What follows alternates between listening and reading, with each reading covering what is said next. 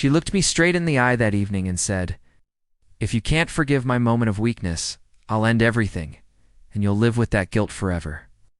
Her voice was laced with trembling emotion, but I didn't flinch. I let out a short, humorless laugh and answered calmly, "Then take your threat to the man you betrayed me with. I'm done." It was the first time in years I didn't bend to her will. I had been a quiet supporter behind her career. The husband who packed her lunch with handwritten notes, massaged the stress out her shoulders after 12-hour shifts, and made sure every Friday began with a fresh bouquet of roses. For 6 years, I gave her everything I had, emotionally, physically. Financially, her name was Sarah, brilliant and beautiful, always a center of attention, but never seeming to notice it. I didn't envy her light. I loved her for it. At least I thought I did. The truth began to crack through the illusion on a quiet Sunday morning. She was in the bath. Her phone buzzed repeatedly on the dining table, the screen glowing with a message that read, Tuesday, same time. I still feel you on my skin. Don't make me wait forever." My blood chilled. With trembling fingers, I unlock the device and uncover a flood of texts, intimate selfies, receipts, and hotel bookings, all pointing to James, her coworker. I realized, and she hadn't just betrayed me physically, she had constructed an entirely separate life, one where I didn't exist. That night, I made her favorite dinner, fettuccine alfredo, warm ciabatta, and her favorite Pinot. I laughed at her stories, set the table just so. After dinner, as we cleaned the dishes side by side, I asked her to sit. She did, oblivious to what was coming.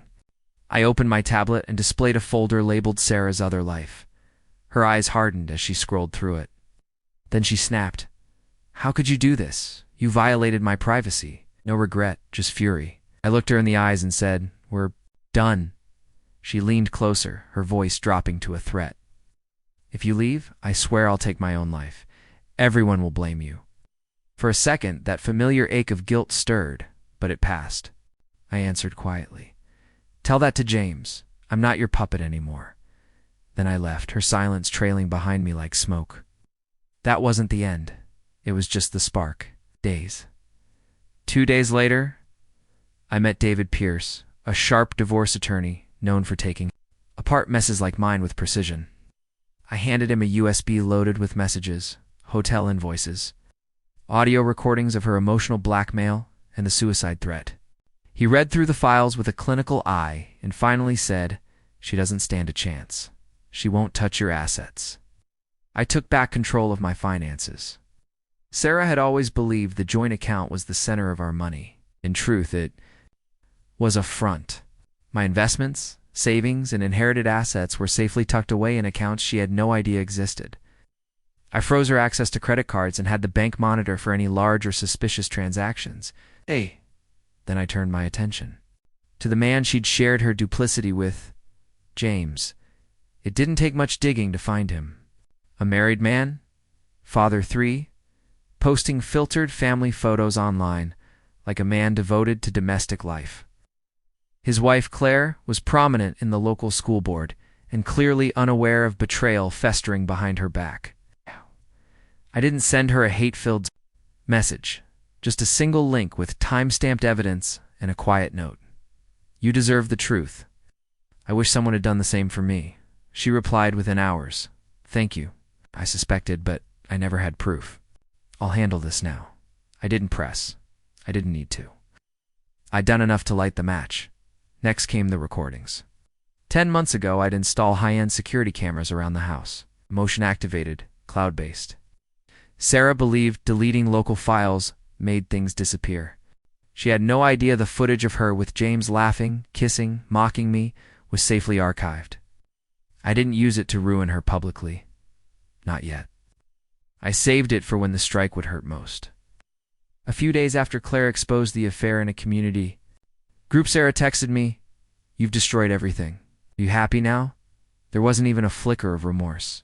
Just blame. I didn't answer. The fallout was swift. Screenshots of texts, photos from their business trips, and video clips spread like wildfire. Friends distanced themselves. Relatives cut contact. She tried to spin the story, posting cryptic messages about healing from betrayal and learning. to trust again, but no one bought it. Still, I wasn't finished. Her hospital employer held strict ethics standards. I sent a professional email to her department head with one clip. Her and James in our bedroom recorded while I was on a work trip. My note was brief. This behavior violates your institution's code of ethics. 3 days later, she called me. Listed. Number. Her voice was cracked, angry, desperate. They've suspended me. They're reviewing my license.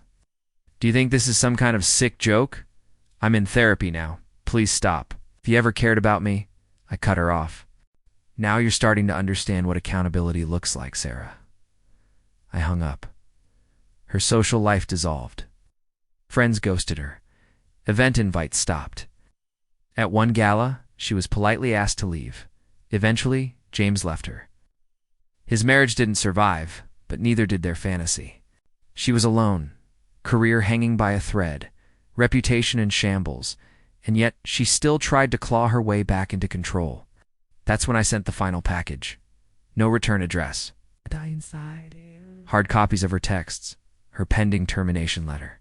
Provided discreetly by a friend in HR, a USB with footage of her and James in our home, and a handwritten note. Sarah, you threatened your life to trap me in guilt. That's when I finally saw you for who you are. You never loved me.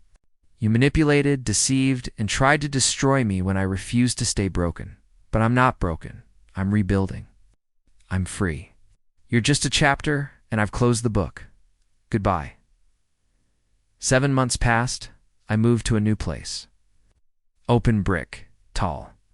Windows, peace in every corner. I adopted a dog named Luna. Her quiet presence reminded me of simpler things. I traveled.